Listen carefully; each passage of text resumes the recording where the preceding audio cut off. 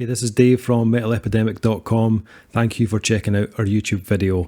Please feel free to hit the subscribe button below if you like this type of content, and we hope you enjoy the review.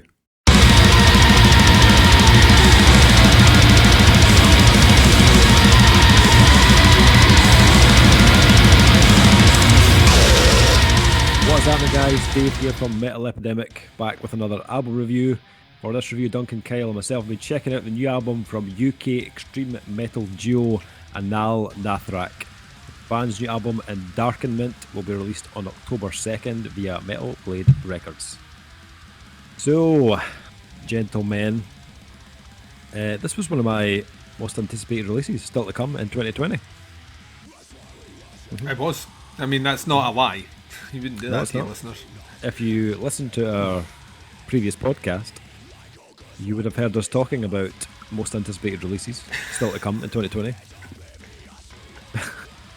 And this is one of them. I'm glad I'm glad you contextualised that. Not making this up. It was on the podcast. It was a section. Yep. Go and listen to it. Yeah, you can. You did. We also did a little reaction video to the title track from this album. Yes, we did. So we were pretty clued up on the old Anaal Nathrakh. The video would say otherwise, Dave.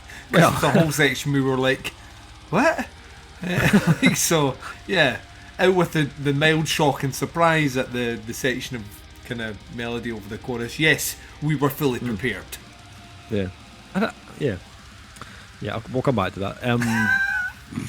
Kyle, were you aware of Anaal Nathrakh? You've been listening to him prior to this? A little bit. Years ago. Okay. Yeah, not so much recently, but yeah, years ago I used to, so I had an idea of what I was getting myself into. Yeah, I'm the same. I'd heard the band's previous album, but they're not a band I've been like following for mega years, so I wasn't hugely familiar with their old material. But if you go back and listen to their early albums, like the early 2000s albums, you can definitely hear they've evolved over the years. Their sound was much more abrasive, shall we say, back then. It's still pretty abrasive just now, but it definitely had more black metal and more kind of industrial elements. On, like, if you go back and listen to the Codex Necro, you hear a lot of that a lot of the industrial side of the band coming out. But as I said, they're still, like 20 years later, they're still pretty extreme. But I'd say, especially on this album, their sound has become more refined. Also started to hear more clean vocals from Dave Hunt, and this has happened over the last few albums. Been little bits of kind of clean melody in it, but for me, the clean melodies have got better and better, and now on Endarkenment, I think they are the most epic they've ever sounded, to be honest. So much so that the internet kind of lost its shit when they dropped that first single. It was just all people were talking about. You know, I mean, I watched a load of those reaction videos to that track after we did ours, and it was funny just how many people were just sitting there with like their mouths open when the vocals kicked in. But and we did too. When even though I knew they did cleans before, when it kicked in, there was still a bit of a kind of shock and awe. We're like, what the fuck? Yeah, it was the last thing I expected from the track, especially in contrast to how the video played. The video was very dark, and then you got this whole happy section of, well, not happy section, but section of like soaring melody as all these corporate pigs were mutilated and jump into their death, and I was like, this is something I didn't expect to see right now. So no. The other thing I noticed with Endarkenment was the band have almost reined in more of the kind of electronic elements on this album. It was always a kind of like almost like a kind of twisted kind of streak that they incorporated into their previous albums. But I think that the kind of reduction in that, plus added with the more kind of polished vocal melodies, it probably makes this album the most accessible of theirs to date. But at the same time, it will still blow your tits completely off. You know, I mean, it's still fucking ridiculously heavy. You know, it's visceral as an album. And yes, some of the tracks are very hook laden vocally, Endarkenment being the prime example of that. But there are some real like Blackened kind of venomous sounding tracks on here as well. I mean, right after that first track, Endarkenment, they hit you with Thus Always to Tyrants, which is just like the band that they're most pissed off and violent. You it's know, like super distorted as well. It's like, oh yeah. yeah. Yeah, very kind of gravelly and abrasive, as I said. But then, like right after that, they swing back into the age of Starlight Ends, which is like it still has a very kind of bleak, like rabid intensity. But that chorus is so goddamn infectious. It's like, what the fuck? Actually, when I was listening to that tonally on the melodic vocal parts, I kept thinking about Bjorn from Soilwork. Yep. Yeah, that's a good comparison, actually. That's what I kept thinking about, but kind of delivered in a more, almost kind of theatrical way. If you know what I mean? Well, yeah. I think theatrics is a good point on this. Like the reason Bjorn probably works so well on a band like Soilwork is he's bringing his vocals are the epitome of what I would class as Swedish pop.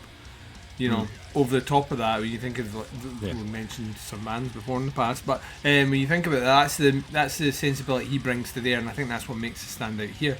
I think we talked about the almost a kind of power metal dynamic from that single, and I think that relies specifically on theatrics, which appear to be in here. This was a weird album for me. I'll be honest with you. I'm still not entirely sure that I really like it. Right. And I think had I not, and it's unfair to say this, but in a world where I hadn't listened to the new Napalm Death album in the last month and played that album to death, I think Anaal Nathrakh's album Endarkenment would have hit me better. Because weirdly they utilise a lot of the same sort of techniques, maybe minus the melody they're using here, as a group like Napalm Death, in that nothing's really off the table. You know, we're going to play with ideas of really grimy, horrible sounding stuff, but we're also going to layer, you know, elements up for maximum decimation. And whilst I really enjoy, I think some of the better songs are the ones that contain the kind of like full on melody. What I felt was overall as an album, it felt very disjointed, and it I don't know if that's intentional. That's what they're kind of going for, but the kind of almost kind of listener whiplash you get from tracks which sound so starkly different from other tracks on this album. Like you say, you can go from the most disgustingly fast, like just fucking wall of sound. I mean, it still boggles the mind there's only 2 people writing all this shit.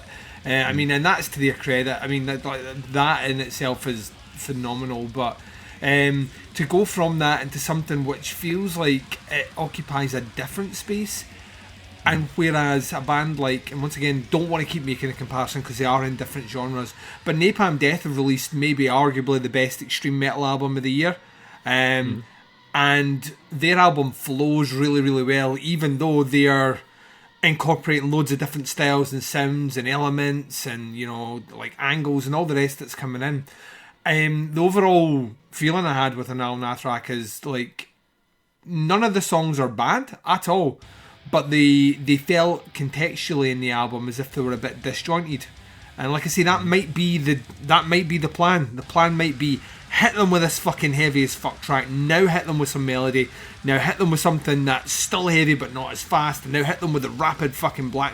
Like, that could be the design, but it didn't make for an overall great listening experience for me, which is a shame, because that, like I say, there's a lot of elements here that I think are done very, very, very well. The production, first and foremost, is great. The musicianship's brilliant. And like I said, I really love, I hope that's something that they continue to do more and more, is the incorporation of that melody, because it makes them stand out from the pack in doing that. And the style of music that they're certainly playing. But overall, to me, the kind of the feeling I got, especially upon like the third listen, was this is the sort of album that I'll end up not listening to its entirety, but I'll end up jumping into the songs that I really want to listen to, which is not how I like listening to albums. I'm not a song guy, if you know what I mean. I'm a, right, what album are we going to listen to? And I listen to the entire album. And this album doesn't feel like the sort of album that I'll go back and do that with. So, yeah. Interesting. Okay. Kyle, what about yourself? I mean, kind of echoing a lot of what Duncan said. It's not my favourite thing I've ever listened to. I mean, the songs were good and the musicianship was very good, and it did have a lot of variation, and the songwriting was actually really good, and the clean vocals as well. It did take me back. It didn't take me back. It just surprised me. It's like, actually, this really works. It reminded me of ICS Vortex in Dimmu Borgir on the albums from a few years ago. Oh, a few years, like 15 years ago now. But Time is a flat circle, Kyle, right? Yeah, right. And but that spoke to me. I like that quite a lot. Like not super amounts of variation, but and also that they reined in all of the harshness and stuff and made it a bit more what I thought they should have sounded like a long time ago when I used to listen to them. So you're right. They have refined it a lot, but the only reason it got to me a bit is because the first listen to it, I was like, okay, that was pretty good. And I listened to it again and I listened closer, and it's like, this album suffers from some fucking horrible editing and some fucking horrible drum samples. I don't know if they did use drum samples, but I mean, I swear I heard some very repetitive snares and kicks and stuff. And the editing on the guitars was horrendous. Like when they come in and when they do the silent bits and they come in with the guitars, it's all exactly on the grid, and it just drives me nuts. Because when you do that, you lose the initial attack of the guitar, and it just goes straight away, and it makes you feel out of breath. And okay, it's a metal, so it's not meant to sound pleasant, but it's meant to sound human and real, like people have recorded it. And with that, it totally ruined it, totally let the whole thing down for me. Absolutely. Because it was only on the second listen, and I only got a little bit deeper. I was like, hang on a minute, those guitars have been cut really, really badly. And I don't know who it was produced it, but I mean, they maybe need to go back and sort of relook at that and see if they can do a better job next time, because I was noticing the guitar cutting, and it was all of them together, all of the instruments together were cut so very precisely. And it's like, it's a metal album, come on, let's hear the musicians play, not your editing skills, you know. So I mean, that's where it let down for me. So, but otherwise I quite enjoyed the songwriting and the great variation in the songs, like I said. So okay. I think I know they do a lot of the stuff themselves, so I wouldn't be surprised if they produced this album themselves, because I know they do pretty much everything else. I'm kind of in the minority here. I really like this. I'm not saying I hated it, but yeah, right. Well, I'll get to it, but I think I really like the variety on here. I love the way that they ordered this album. I know Duncan said it was kind of disjointed, but I kind of liked the way it went. You know, giving you a bit of something different on every track. I wasn't really sure what was coming next, and the way they can interlaced all those, the more kind of infectious tracks in between the kind of brutal, relentless songs, totally kept me engaged throughout the album, and it didn't become overpowering either. I think if they'd went too far with the melody, it would have been too much for me. I like the fact they kind of reined it in, and they sometimes just went full on, just kind of full brutal the whole time. I felt like listening to their previous albums and listening to this, I feel they've cut a lot of almost like the excess fat away from their formula. There are only a couple of tracks in this album that have any kind of intro. The rest just like hit you like a fucking truck from the get-go. And even the tracks like Libidinous, which have like a short intro, they don't take that long to get to the point.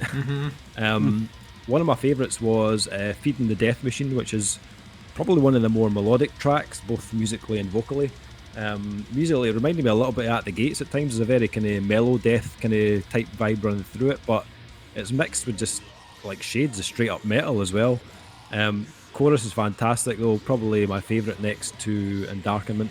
And again, Dave Hunt shows how much more accomplished his melodies sound now, and how good a range he's got as well. It's pretty ridiculous the kind of notes that he can hit on the album. There's moments on this it's like almost like King Diamond kind of ridiculous fucking vocal range.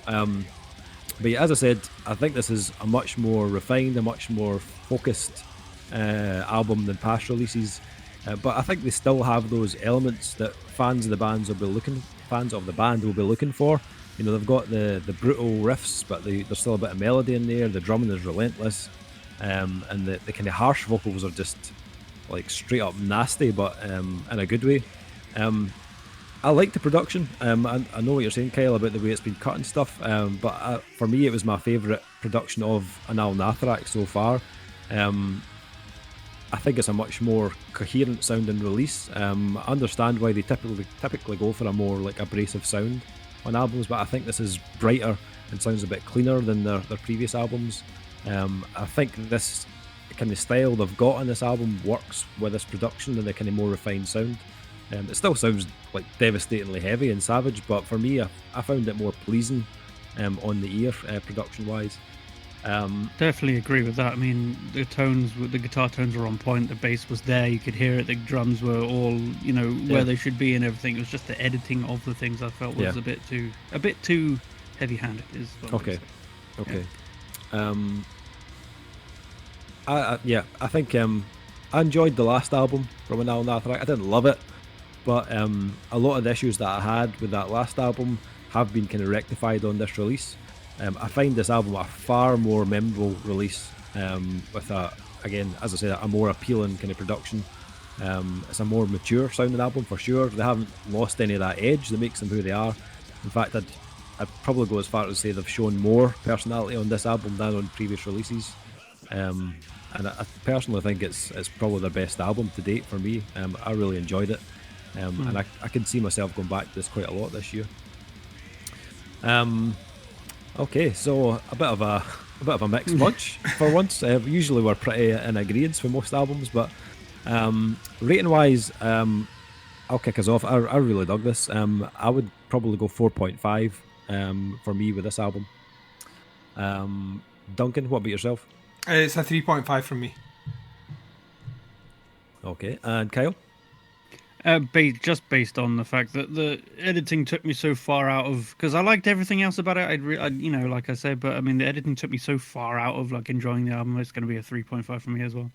Okay, nice one. Check this one out, guys. It drops on October 2nd. The album is called Endarkenment, and it's out on Metal Blade Records. You can check out the band at facebook.com/Anaal Nathrakh official. I'll put a link in the description below for you to check them out. And let us know what you think of the album. Did you think it lived up to that first single? Drop a comment in below and we'll get back to you. Thanks again for checking out the review. Much appreciated. We'll be back with a new review very soon. But until then, take care and we'll speak to you soon. Bye, everyone. Bye. One small call.